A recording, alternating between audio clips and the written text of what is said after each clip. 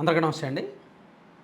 విశాఖ ఉక్కు కర్మాగారంలో నిన్నగాక మొన్న ప్రమాదం జరిగిన సంగతి తెలిసిందే. ఈ ప్రమాదంలో 9 మంది చనిపోయారు కదా. సో వీళ్ళని పరామర్శించడానికి జగన్మోహన్ రెడ్డి గారు ఈరోజు వెళ్ళారు. సంతోషం.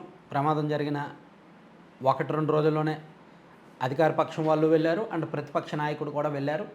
వెళ్ళి అక్కడ వాళ్ళందరినీ పరామర్శించారు. హాస్పిటల్లో చికిత్స పొందుతున్న వాళ్ళని పరామర్శించారు అండ్ ఆ కుటుంబ సభ్యులతో మాట్లాడారు, బాధితులతో మాట్లాడారు, రోగులతో మాట్లాడారు, మొత్తం అక్కడ నుంచి మీడియాతో కూడా మాట్లాడారు.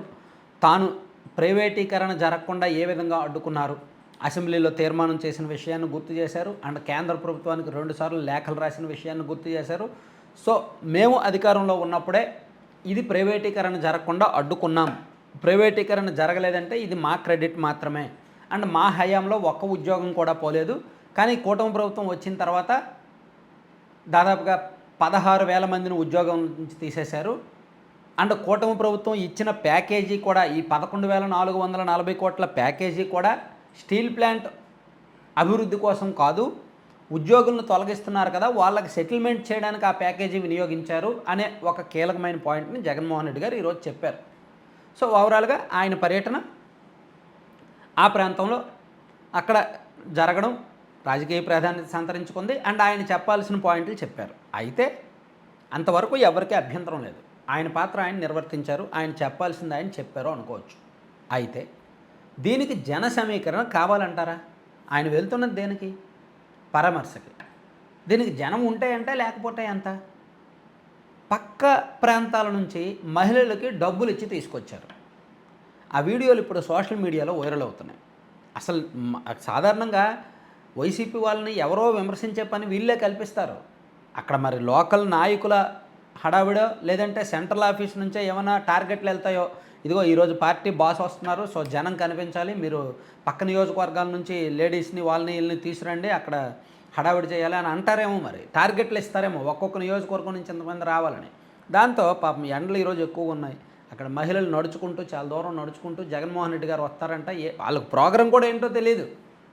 ఒకసారి ఆ వీడియోలు పక్కన చూస్తే మీరు ఒకసారి చూడండి. వాళ్ళ మహిళ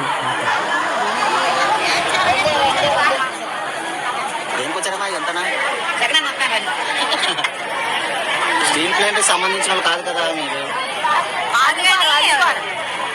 అక్కడ వస్తాండి తీసారండి. అల్లుపురం అల్లిపురం డబ్బులు ఇచ్చారమ్మా వచ్చినందుకు? 100 రూపాయలా? నీళ్ళు చుక్కలే ఎవరు ఆటో మటుకు ఇప్పించండి. అది అల్లిపురం నుంచి మహిళలను తీసుకొచ్చారు. మనిషికి 100 రూపాయలు చొప్పున మాట్లాడారంట. ఆటోలు పెట్టారంట, మనిషికి 100 రూపాయలు అంట. జగన్ వస్తున్నాడని తీసుకొచ్చారంట.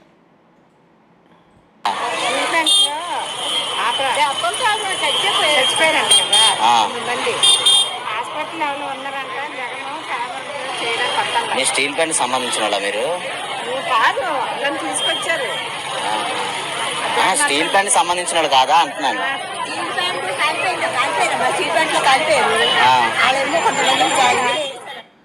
ఇంక చూసోకొద్దీ ఎన్నో వీడియోలు. నేను ఇక్కడ చెప్పేది ఏంటంటే రాజకీయ కార్యక్రమాలకు ఇటువంటి సహజమే. నేను చాలా ఓపెన్గా చెప్తున్నాను, అర్థం చేసుకోండి.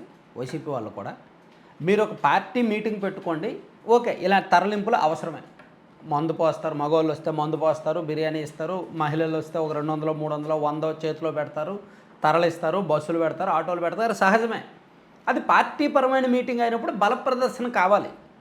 రాజకీయ సంబంధమైన మీటింగ్ పెట్టినప్పుడు బల ప్రదర్శన కావాలి.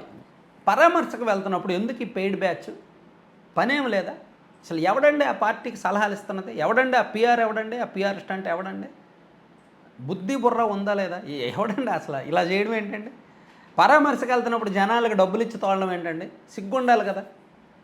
అంటే ఇలా అనాలని నాకు కూడా లేదు. ఇది జగన్మోహన్ రెడ్డి గారికి తెలిసి జరుగుతుందో తెలియక జరుగుతుందో నాకైతే తెలీదు. ఆయనకు బలం చూపించడానికి, ఆయనకు జనాల్ని చూపించడానికి, అన్న ఇదిగో నీ కోసం మహిళలు అక్కడి నుంచి వచ్చేశారు, నువ్వు రాముడివి, భీముడివి, దేవుడివి అని ఏదో ఆయన్ను ఒక ట్రాన్స్లోకి తీసుకెళ్ళడానికి మరి వీళ్ళు లోకల్ వాళ్ళే ఏమైనా హడావిడి చేస్తారా? అంటే జగన్మోహన్ రెడ్డి గారిని ఒక ట్రాన్స్లోకి తీసుకెళ్ళడానికి, జనాల్ని చూపించడానికి, మభ్యపెట్టడానికి అక్కడ నాయకులు ఏమైనా ఓవర్ చేస్తారా? లేదా అతనుకున్న పిఆర్ పార్టీలో పిఆర్ స్టంట్స్ చేసే వాళ్ళు ఉంటారు కదా, వాళ్ళు ఏమైనా హడావిడి చేసి టార్గెట్లు ఇస్తారా? ఏదైనా సరే ఒకటి మాత్రం నిజం, 9 మంది చనిపోయినప్పుడు పరామర్శకు వెళ్తున్నప్పుడు, ఓదార్పుకి వెళ్తున్నప్పుడు, బాధిత కుటుంబాలతో మాట్లాడడానికి వెళ్తున్నప్పుడు జనం ఎంతమంది ఉన్నారు అనేది ఎవడూ చూడడం. ఈయన ఏం మాట్లాడారు, వాళ్ళకి ఏ విధంగా ఓదార్చారు, వాళ్ళకి ఎటువంటి భరోసా ఇచ్చారు, అక్కడ ఏం సబ్జెక్ట్ చెప్పారు అనేది మాత్రమే చూస్తారు. పెయిడ్ బ్యాచ్ వచ్చారా లేదా, మహిళలు ఎంతమంది వచ్చారు, ఇది ఎవడూ చూడడం. ఆ మాత్రం బుద్ధి బుర్ర లేకపోతే ఎలాగండి? ఆ వీడియోలు సోషల్ మీడియాలో వైరల్ అవుతున్నాయి. పార్టీ పరువు పోగొట్టుకోవడం, జగన్మోహన్ రెడ్డి గారు పరువు పోగొట్టుకోవడం తప్ప. Thank you.